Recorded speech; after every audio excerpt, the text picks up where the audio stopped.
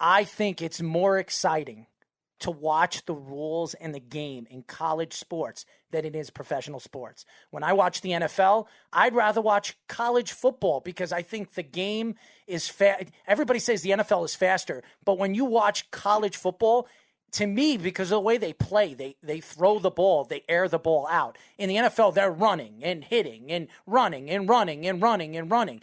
It's not like that in college football. They're spreading out the offense and they're throwing the ball down the field, which to me is more exciting. And all you have to do is get one foot in line for it to be a touchdown. In the NFL, you have to have 2 feet down. In baseball, there's different rules in college than there is in the MLB, like you were saying. I think that the MLB and the NFL and the NBA and the NHL need to look at college sports and see the game the way it is played and try to implement it into the professional game. I agree with that 100%. I think if somebody came to a college baseball game and watched 2 really good programs play a quality weekend series, and you watch the tempo of the game on and off the field, I think that's a really good model to go off of. Again, you're going back to now players having to implement that. Like, is a guy that's played in the big leagues for 15 years, who's 38 years old, and his body hurts, and he doesn't want to waste it by having a stiff jog out to right field and doing that 18 times a night times 162 games, he might look at you and go, hey, man, like, I'm going to take my damn time going out to the outfield because I'm not wasting it on a 75% stride out to the field. And to be honest with you, that's when I realized that these guys are really, really tough. And I played against a kid in college. His name was Tommy LaStella. If my dad's listening right now, it's his favorite hitter that he ever watched play. He loves Tommy LaStella. I don't know if because he's a left-handed hitting Italian. I know Tommy from the Northeast. Mm-hmm. That could be part of it. Year. But he told our other assistant, Coach Bowman, who he played with at Coastal, he's like, man, like, you're in the first base dugout. I'm playing third. He's like, I'm running out to the field. I'm running back in. He's like, I'm playing second base in the third base dugout. I'm running all the way out there, all the way back in. And I'm doing that 18 times a night. He's like, you may not think it, man, but think about doing 20 sprints, 20, 50-yard sprints every night. Like, that wears down your body a little bit. Of course. So if you're going to walk out to the field or maybe take a little bit of a slower walk, like, it's not because they're not hustling or they're not playing hard. It's like, and you just got off of a cross-country road trip. Now you got to go, like, you're going to save your body. And that's when I kind of started to realize, like, okay, I understand why when Manny Machado hits a ground ball back to the pitcher, he's not going to sprint because he's out. It's fake hustle at that point. Like, I'm going to save my body. I'm not going to rip a hamstring running down the line so that people yell at me for not playing hard like that. I got a player that plays on the Mets right now and used to play for the Yankees that a lot of fans have taken shots at for not hustling, and his name is Robinson Cano, which to me, I think it's absolutely appalling when, as a Yankee fan, he was the best player on the Yankees for, 5 years, and Yankee fans just attacked him. Oh, he doesn't hustle. He doesn't. Oh, but by the way, he's only batting .320 as a second baseman and hits 38 home runs and gives about 100 RBIs. He was a power second baseman before power second basemen were popular. I just think it's absolutely ridiculous to talk about a player that doesn't hustle. But Bryce Harper, he hustles, and players say that he doesn't hustle enough. I think it's crazy. Right. Or people will hustle and then they'll say he's fake hustling. Mm-hmm. So it's at the end of the day, you're going to play the way you were taught how to play. Like, the other part of it is the culture of where of how you grew up playing the game. Like, Robinson Cano grew up playing in Latin America. Yep. Like, Dominican Republic. Yep. In the Dominican Republic, exactly. So, like, when it's time for him to run hard, he's going to run hard. But he was probably taught, like, if you get a ground ball to second base, you're out. Don't kill yourself. the Yankees are paying Robinson Cano, or the Mets are paying Robinson Cano to hit in the 3-hole, and like you said, hit 320 and hit 40 home runs. But if you hit a ground ball to the second baseman, and you're busting your ass down the line, and you rip your hamstring, well, how are you supposed to produce?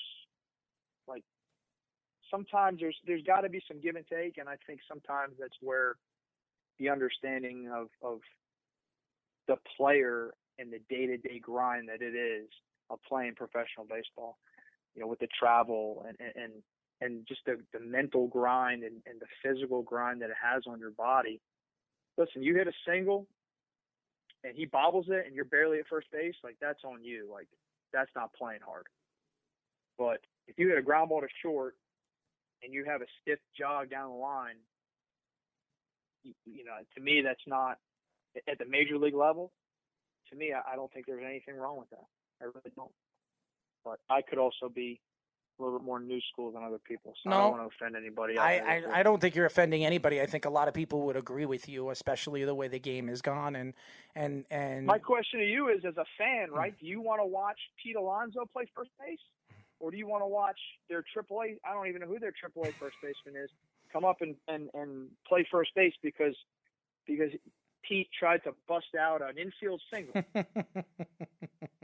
No, I'd rather watch Pete Alonso try to hit the balls. I will tell you this: I've never seen, and I'm a Yankee fan. I have never seen Pete Alonso not hustle. So I think he is correct. I was just no, I using got him you. as an example. I got as you. far as like the ability wise, and I think that's where people need to. At the end of the day, like professional sports, it's entertainment, right? And I think that's.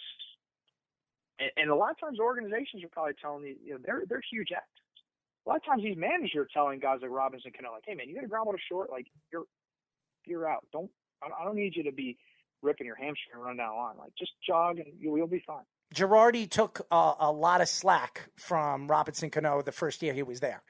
Girardi took a lot of slack for the fans, and Girardi took all the blame that Robinson Cano was not hustling. And if you remember, and I remember this like it was yesterday, Joe Girardi was being pressed by the press to attack or speak to, and this is the same thing with Gary Sanchez right now. He doesn't hustle. He doesn't do this. He doesn't block the ball. He didn't do this. But tell me a catcher that is in the major leagues right now that can do the things that Sanchez could do behind the plate. And there's only one guy, and you know who he is, and he plays for Philadelphia. So there's only one player that can do with what Gary Sanchez can do, but the fans are not happy with it. And that's Yankee fans. They're spoiled fans. I'll be the first person to say that. So I understand, but hustling is in the mind. If you're yeah, God, you're right. No, you're 100% right. Now, what I will also say is this.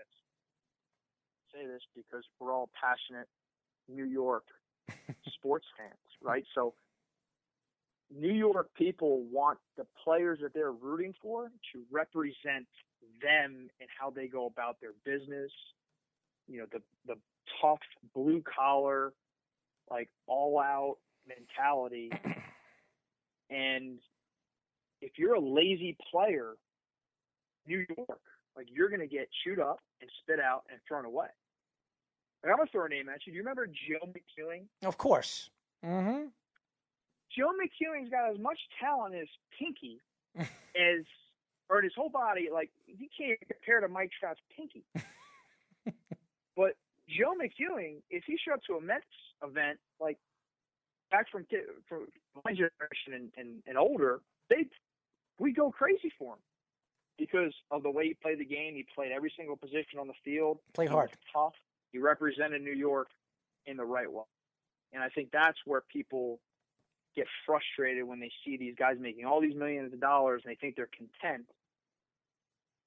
Sometimes that's not the case, and that's where you got to have a little bit of slack and understand, like, maybe he's being told to play a certain way. As you guys know, we are talking, and we have been talking to James Madison baseball assistant head coach and recruiting coordinator Alex Guerra and Long Island native from Wanta. By the way, shout out to his parents. I know they're listening to dad, mom, sisters, brothers. thank you for listening to the show. And Alex, you were great. Tell the fans how they can find you on social media. Yes, so we got I got my Twitter, AGBaseball9. My Instagram is Alex_Guerra9, and that's really it.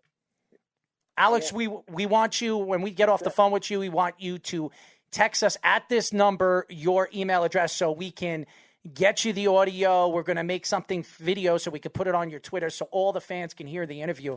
You gave us some good insight, not only with James Madison baseball, your recruiting, but really your family life and baseball as a whole. We really appreciate you joining us. And that we were talking to Lauren. We were talking to Lauren, and Lauren, I spoke to Lauren. We have gone down to Virginia.